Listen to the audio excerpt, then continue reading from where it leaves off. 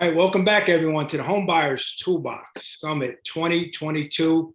Remarkable options for the first-time homebuyer to the experienced real estate investor. Today, it's my privilege to have as the speaker a very good friend and a very excellent realtor. We're going to do a question and answer format today, realtor to realtor. Her name is Lisa MacEwen.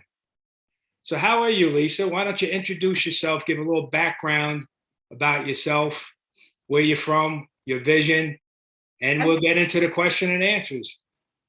Absolutely. Thanks, Christopher. So I predominantly work Toronto, Canada market.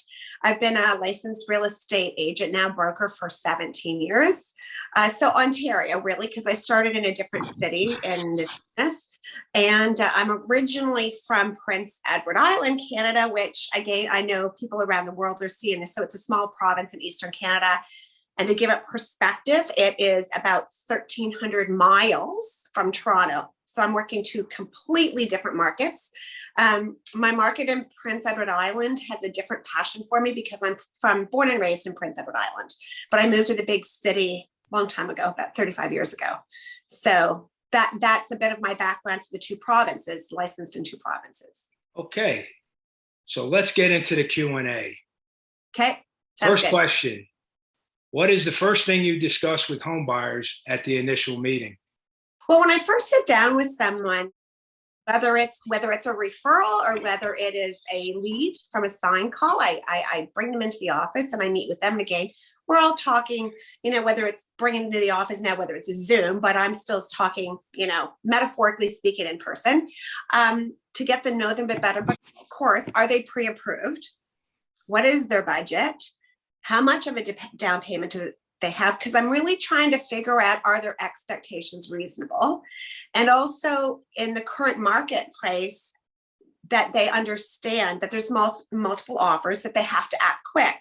So for someone who wants to get into the market but are not pre-approved, I actually just don't recommend it. And I think it's a waste of time for myself and for them, because again, I think in most places, and it's not just Canada and the US, we are dealing with multiple offers in real estate. So they need to have their ducks in a row first. And then once I've established that, I usually find with buyers, there's some wiggle room, but they don't tell you there's wiggle room. So I typically say, well, okay, I'm going to search for properties for you a little bit above your range, so that we don't miss something in the event that something's just priced really skewed. I mean, typically not in the multiple offer market. And the other thing is I would ask them, well, if we can't find exactly what meets your needs, but we check most of your boxes, are you willing to renovate or do updates yourself? And if you are, do you have a budget set aside for that? Because many people, especially first-time home buyers, don't have an excess budget. Everything's going to get wrapped up in the mortgage and their down payment, and there's no money left. And I'm finding many times that buyers don't want to do anything. They just want to move in. And so that's an important point. And getting back to the pre-approval letter, I will not show a house unless they hand me a pre-approval letter. Yeah. For the reasons stated, obviously. You don't know what to show them. You don't know what their expectations are. And I don't want to waste my time. It's too busy of a market right now. I cannot be running around just window shopping. Slower market. Well, and you're not doing anybody a favor, right, Christopher? Because they're going to get frustrated too. Exactly. And there's not good energy there, and it's not a situation that either party would win. So yeah, it's 100% pre-approval, or we don't start working together. Absolutely. And you're doing them a favor. Anyway, okay, number two. Now that you have established their budget and that they are pre-approved for a mortgage, what comes next? When are you sitting down with the buyers before you start showing them the homes? So needs and wants. I always say that you might want a fireplace in your home. Is it a must-have? You might want 4 bedrooms, 3 baths, and a finished basement, but do you have to have it? So what are your have-tos and what are your wants? Have-tos might be a minimum of 3 bedrooms, single car garage, 2 bathrooms, and then the other thing goes on the other list. So I'm going to start here. And if I start to keep it narrow it down too much, we're going to miss stuff. We're going to miss options, especially in resale. I find that if say, well, I have to have this. I find solutions lots of times, like my forte, or the thing that I really like to show is resale homes, because I just can see potential for creating a space for them. So needs and wants is a really big question. And most of the time, the husband and wife have different needs and wants. He might want a workshop or a man cave. She might want a library or a studio or, a quiet little sanctuary. And there's ways to get both of their needs met with a little bit of wiggle and a little bit of compromise and creativity. Excellent. Fireplace in Canada, pool in Florida. Right. 100%. Yeah. What is your background and why do you think it's important to let your buyer clients know about it? Okay, so my background, and there'd be probably many agents that would have a background like mine. I'm just going to throw this in there, right or wrong. I'm going to throw it in there. I am a female in the business who has grown up on construction sites. I've built myself. I've general contracted. I've renovated. I'm a homeowner. I'm a home designer. And I say that because a lot of people in the business, male or female, don't have a background in building. I grew up on construction sites. My father was a residential builder. I have 3 older brothers. I loved being around it.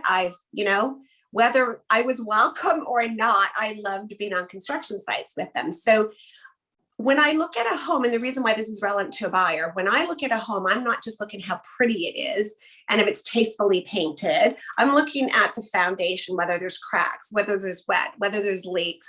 I'm looking at the roof. Are the shingles curling? And I'm looking at the age of the furnace, the hot water tank, the windows. Are the seals broken on the windows? That's why my background, I think, is valuable and important. And what I'm finding that's coming up lately for me in this, with clients I'm working for, I'm now working with a lot of people who have their primary home and are looking for investment. So I am a investment owner. I am an Airbnb. I have a couple Airbnbs. So I also know how those numbers work. I know how they play out. And for someone getting into that side, they're going to be looking for something completely different if they want to run an Airbnb versus a full-time rental. And it's certainly different than a home buying for their primary residence. And so there's a completely different set of questions to ask them. So that's why I give them my background, because I can help them in all those different areas. I just need to know their why. Why are they purchasing? That's a great background. And when I do my investment summit, I will be calling you to come back and speak on that one with that background. It's that sure. impressive. Thank you. What are some of the other useful things to know about buyers when starting the home search process? How they operate, how they flow in a home, their lifestyle. Are they homebodies? Do they stay at home all the time? Do they like to entertain? Are they introverts? Or maybe you have one of each. Right. So if you have one of each, you have to, so that you can actually get to that point of writing up an offer, they're going to always have different needs. So you have to meet both of their needs. And there's compromise and creativity again in finding it. But you have to find a solution for them that they're both satisfied, because it's fear-based, I find, with some buyers. And I've worked with lots who he wants this, she wants that, and you could show them dozens of homes and you're still wasting everyone's time unless you can sit down and say, okay, well, if I can meet your needs, Mr. Smith, and your needs, Mrs. Smith, even though they're very different, and you find a creative way to meet them, then everyone's happy and you can come to an agreement. But it's how you work in a house. It's how you flow. I love bungalows. I don't live in a bungalow currently, but I love bungalows. Some people like 2-story homes. They want their bedrooms on a separate level. Some people love to entertain. And if you're an entertainer and love the outdoors, chances are you're going to want a door to your backyard from your kitchen or dining room area. And some homes don't have them. So I personally wouldn't purchase a home without access to my backyard. If it's got a side door, that's not even good enough for me. I want access. And if I don't have access, I've got to figure out a way to get it. So with some home buyers, I've said, okay, there's no access here, but here's where we could knock out the wall and put in patio doors to the backyard and find a solution. So that's why I ask all those questions, because I don't want to waste time. And I can typically, in the first 5 homes I show somebody, show them what they're going to buy. Sometimes it's the first 3. That's a talent, really is. Saves you a lot of time. And It does. And it saves them. right. Okay, moving along. Lisa, why would you ask people if they like to cook and entertain? Well, I think I kind of started getting into that. I'm an entertainer and I love to barbecue. I love to host. So we do have a shorter season in Canada than you do in Florida, Christopher. We So had a long 2-week winter this year and it was brutal. Yeah, poor you. I feel so sorry for you. Not. So when we have a short season, we actually have to pack a lot more outdoor entertaining into a short season. So you want to maximize it. Like we really have we have 3 months, we have some fringe seasons. So if I can host people in my home and have like indoor seating, outdoor seating, that's why, again, if they're not people who cook, the amenities in their kitchen may not be as important to them as well, right? They might be okay with a smaller kitchen. I'm an entertainer. I want a big island. I want a big dining table. I want areas that I'm not smothered in my own kitchen preparing, but I can still have people, kind of around the area when I'm prepping or, good old kitchen party. But for someone who's not an entertainer and does takeout or eats out all the time, the kitchen may not be that important to them. Right. I agree. I concur wholeheartedly on that. Now, every house that we buy, my wife loves to cook, so it's got to be a gourmet kitchen. Right. Or we're not even going to look at it, period. That's right. I'm the same. And for me, just to add to that, if the kitchen is dissected from the rest of the house, I won't look at it. I know some people who are chefs like it that way because they want to keep the mess in the kitchen. So that's why everyone's flow in a house is different. And that's why introvert, extrovert, all those things matter, because you might want to cook by yourself and love to cook and then present it to the table. Whereas I like the interaction. So again, asking lots of questions, drilling down. True. I think you touched on this one a little bit, but I'll ask it anyway. How do you deal with home buyers who can't agree on what is important to them in a home?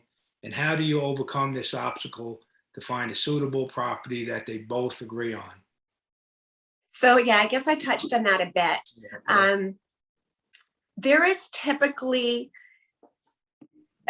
something that stops either partner in a relationship of resisting a home. One, it could be financial. It could be saying, okay, I don't want to spend that much, or I don't want to spend that much on this house, or we don't have the money for reno. When I take people out, I really talk to them about being realistic and what's their level of tolerance with looking and what they're willing to do. So you might have a 4-bedroom house where you can turn one of the rooms into an office/guest room with a Murphy bed or a day bed. I mean, so that might solve an issue when people have a lot of overnight guests, or they have people from out of town, they need the guest room, or you finish a space in the basement. Maybe you take a double car garage and turn it into a single garage, and the other side becomes a man cave or a workshop, or so that needs for both parties are being met. And there's usually always a solution. It's just creative, out of the box thinking that might not, a good example for this would be, you deal with a couple that you've got an introvert and an extrovert, and a home can work for them. So it might be a solution where you take down the wall to the family room when you open the kitchen and the family room up to one great space, but then you have a traditional dining and living room. So the more can still kind of step away, have a separate room, and it's got a little bit more traditional feel where it's not completely opened up. Very good. Next, how do you determine where to focus the home search geographically? If your clients are not sure and a few different neighborhoods match their budget. So this is where I found this through my own trial and error that is important. I used to think that the home was the most important thing, and I would buy based on the square footage, based on the flow of the home. And I learned by doing that, in my own personal experience, I loved my home and I'd renovated it extensively, but I didn't like driving up to my home in the street. I didn't actually like my neighborhood. So it never had that warm, and I'm a feeling individual, and lots are. So I try to figure that out about people as well. Because if they're not built like me, they might not care. Once I got in the door of my home, I loved it, but I didn't love my neighborhood, and it didn't have the walkability. I like to be able to step outside within, a 10 or 15 minute walk, maybe go to a park or have a nice neighborhood to walk around. So for me, I have learned that location is more important than the house, if that's making sense. And it's about lifestyle. If you need the train, public transit, you don't want to be stuck out in the suburbs where you have to drive everywhere. If you have to drive 10 minutes for a grocery store and that's not suiting your lifestyle, then maybe compromise a bit on the size of the house, but you get the location and you get to go out for, fresh food or every other day versus having to stock up at Costco or, a big superstore because you're not in the right location. So I don't think people ask themselves that question a lot at first. And it might be a school district. It might be a few square blocks that they have to be in that area. But at least you know what you're working with once you ask that question. All about the location, and location. Right? It is. Yeah. You told me earlier that you ask buyers how they function and operate in the home. Why do you ask, and how does knowing this help them? I think you touched this. Well, I think I did. And the other thing about that is personalities. And it's not just, if you have someone that's got this bigger, larger than life personality, they are probably gonna like a big open space, 13-foot ceilings or soaring ceilings, great room, not maybe broken up rooms and divided. Whereas someone who would be a supporting role in a house, maybe a quieter person, might like more smaller, intimate rooms, broken up, different flow, lower ceilings, like that the home would have a warm and fuzzy feeling too, right? And I'm also a feng shui practitioner, so you can tell really when you walk into a home if it's got good energy. And then once you just establish that, you can create energy.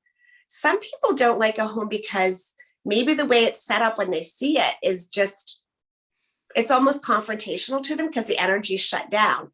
But you give them a visual of what it could look like, and then it changes the space. So that it's really important. I mean, how you place your furniture and where your walls are. And if you took a wall down, completely changes the energy in a space and how its functionality. So yeah, it just helps me understand them. That's good stuff. I like that. Next question. What is the most important advice that you would give home buyers when they start looking at homes? Number one is the staging that we do typically now. And again, I'm not sure about in Florida, but here we stage homes.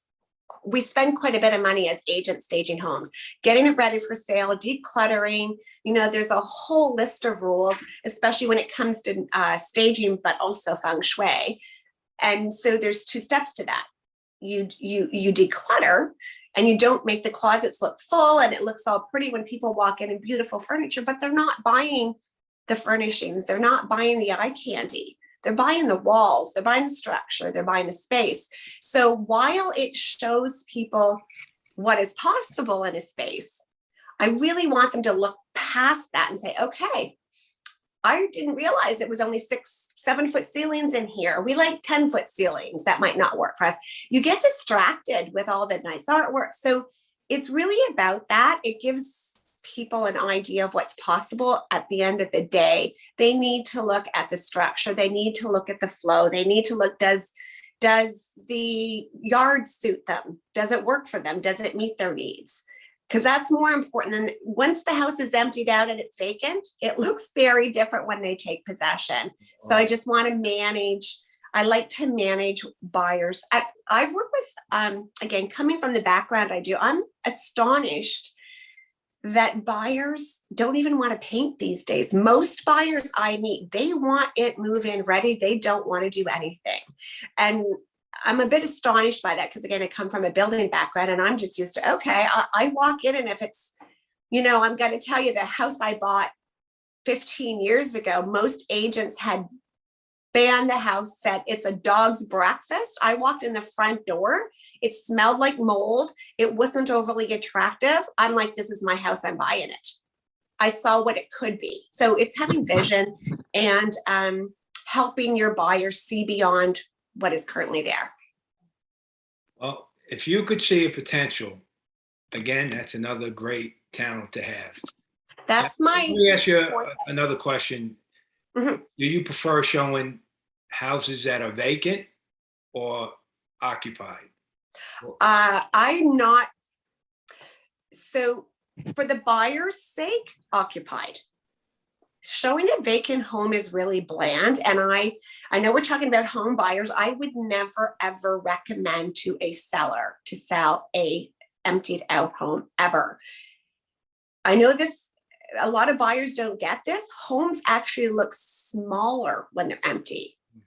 If I could describe how much furniture I can fit in a room and position properly, if you could see my place right now, I came from a large house and I've still fit most of it in a small condo. It's all about placement. So homes look smaller when they're empty, and it's just bland.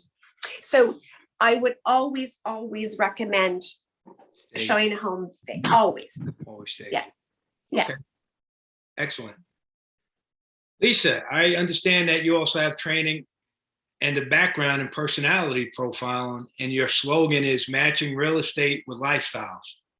What do you mean by that, and how do you apply this training to your real estate? Thanks, Christopher. So I'm really, really passionate about lifestyles, because our home is a place where we hopefully feel safe, and it's our oasis. It's our place where we come home and we can decompress. Do we love to travel though? Are we really active? Do we need a place to store bicycles, skis, like all that stuff? And if we travel a lot, we might want less of a yard to take care of, less maintenance. We might even want a condominium townhome versus a freehold townhome. Do we have pets? I know that when I moved in my particular place now, because it's so much smaller, I'm like, where am I going to put the litter box? Truly, like all these things it's like, so just to understand someone's background, have their lifestyle. So again, whether they travel, whether they're very active people, it makes a difference on what their house they want to buy, right? And I think it's very important that if the house matches their lifestyle, like it's again, personality profiling the house. Right. What is their home style? We personality profile people. Why not profile the house? Do they like traditional arts and crafts, colonial, modern, townhomes versus freehold, bungalows, 2 stories, 3 stories, walkout basements? There's a lot of things to understand there.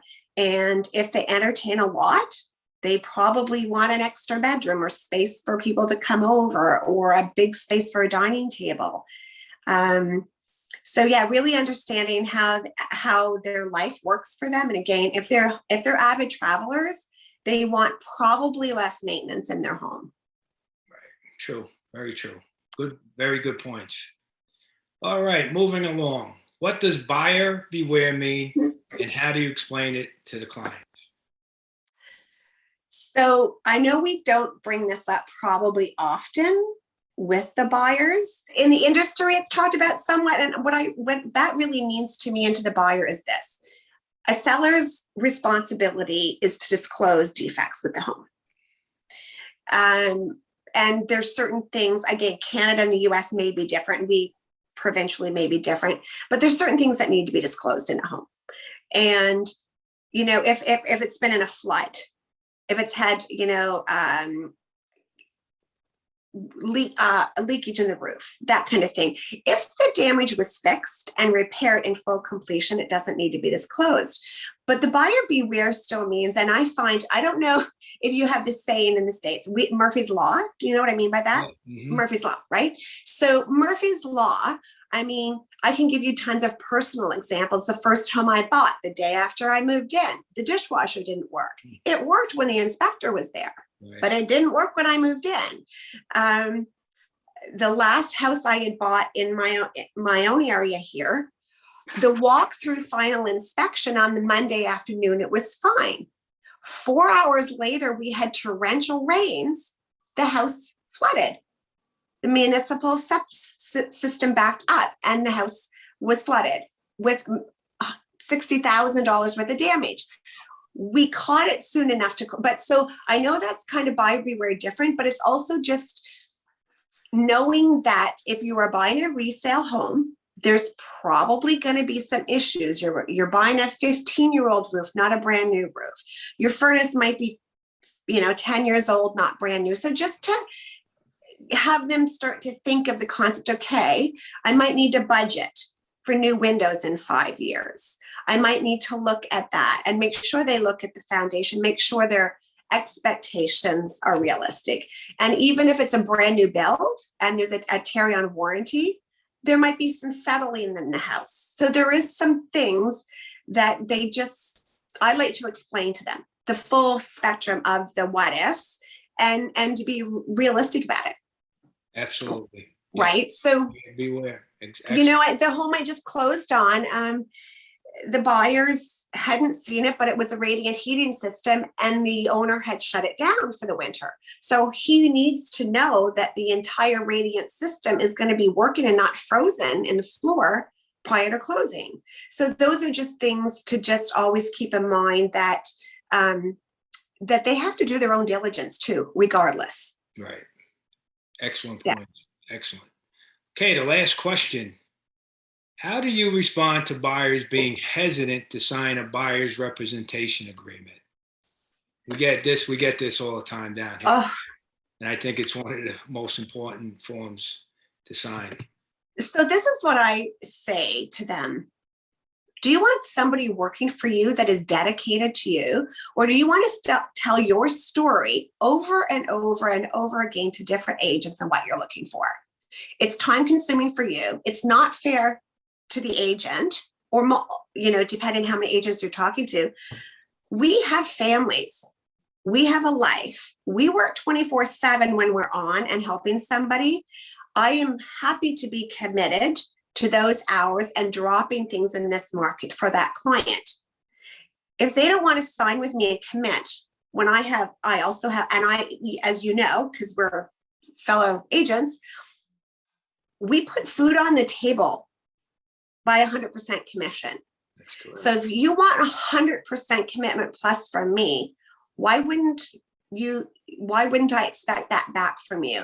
And you're going to be served that way because one, it's confidentiality. It's confidentiality when we're working together. Again, I get to know you. I build rapport with you so I can better serve you. I have somebody right now that wants me to help them find a home. They've signed buyer representation agreements with 3 different agents in different areas. And I'm like, wow, you're all over the place. I'm not even sure if I want to work with you because I could work those areas too. Wow. And I know what you need and I know what you want, but you've got me so pigeonholed to a small area for you. I'm like, and there's 3 other agents working for him. I just feel that the energy and he's scattered all over it's almost like he's desperate.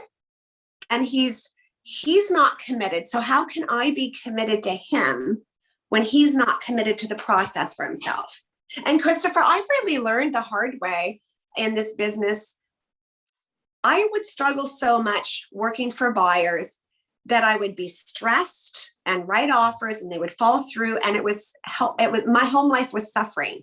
Being a mother to my children was suffering. When I finally I could actually choose a client and say no, and that I could actually buyer clients a lot of the times, my business never suffered. I never lost any income because of it, but my life got better. Got better and you got more credible, believe it or not. And got more serious and my stress went down, my free time opened up, and I never made less money ever. And that's great because stress is a killer. I don't care what you say about it. Yeah. You 100%. need to remove the most stress that you can. Really. Yeah. And this business, people say, oh, you're lucky. It's easy. It's not easy. And when you have so many disappointed buyers right now because they're doing their fourth, fifth, sixth offer on a property and they're not getting it because of multiple. It's not easy. And the price points are skewed. It's crazy. It's not good. I wish we would have a level market, truly. In Florida, I know inflation and interest rates are going to bring the price down, but not a lot. Really not. No. This is still a hot market. Crazy. The absorption rate is less than a week, if not 2 or 3 days. Yeah, I don't know that I agree. I don't know that it's going to go down. I just wish it would stop going up and stabilize. I think the interest rates and inflation will stabilize it, and we also have a forbearance that are being lifted, and we're gonna have more houses. Unfortunately, I think there are gonna be foreclosures or REOs released, right? And that's gonna level things out also. And as a realtor, I'm set up for that, right? Yeah. See, you do have a very different model and the way things work in the States. Right. Very different. Yeah. So I know from talking to colleagues over the years in the US, the way things happen there are very different. Like, we don't typically have the foreclosures. We never have had the foreclosures. Like I've seen, in the States, especially back in 2008 and those years, that it was the market that market blew up. I wasn't in real estate. I had just retired from law enforcement, and we didn't get hurt because, we've owned 5, 6, 7 houses, and we always made money. We always upgraded. Right. But we never got hurt, thank God, because 2008 was a mess. It was a mess. It was so we didn't have the fallout. We didn't have the drastic or the extremes that the US did. Like I know Florida, Michigan, California. I don't know probably all of it. Really were hurt terribly in that market, and we weren't as much. Every state got hurt. Yeah. But anyway, I want to thank you, Lisa. You really, you know what? I learned a lot from you today. You're like a mentor to me now. I'm going to be calling you for advice on how to approach different aspects of real estate. You're on point. You're smart. You're successful. Thank you. I'm going to invite you back. I got a seller summit scheduled. Then I'm going to do an investor summit. So you're more than welcome. Okay. Come back. And I'm going to have all your links anyway. Send me all your links. I think you did already. They're all going to be on my website available. Okay, cool. Awesome. I don't know anyone moving to Canada, but you never know. So you never know, right? It's possible. So absolutely. I know people moving to Florida though, Christopher. So I definitely like that. And I like to work with referrals with you because yes, that's the name of the game. 100%. All right, everybody. That was it for this episode of the Toolbox. I hope you enjoyed it, and I know you learned a lot. Till next time.